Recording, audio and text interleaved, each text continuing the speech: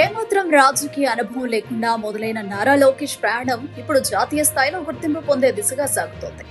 ఒకప్పుడు తెలుగు మాట్లాడలేడు, నాయకత్వం లేదు అని విమర్శించిన వారు ఇప్పుడు ఆయన ధీటైన ప్రదర్శన చూసి నిశ్శబ్దంగా మారారు.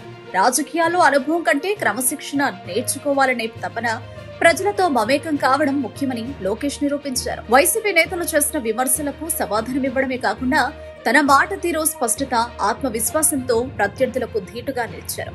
ఇక తాజాగా బీహార్ ఎన్నికల ప్రచారానికి బీజేపీ పెద్దలు పిలిపించడం ఆయన రాజకీయ ప్రస్థానానికి మరో మైలురాయి. ఆహ్వానం ద్వారా కేంద్ర స్థాయిలో లోకేష్ ప్రాధాన్యం పెరిగిందనే సంకేతం స్పష్టంగా కనిపిస్తోంది. ఒకప్పుడు చంద్రబాబు నీడలో ఉన్నట్లు కనిపించిన లోకేష్ ఇప్పుడు ఆయనకే సపోర్ట్ సిస్టమ్ గా మారారు. బీజేపీతో టీడీపీ సంబంధాలు బలపడుతున్న ఈ సమయంలో లోకేష్ పాత్ర కీలకమైంది.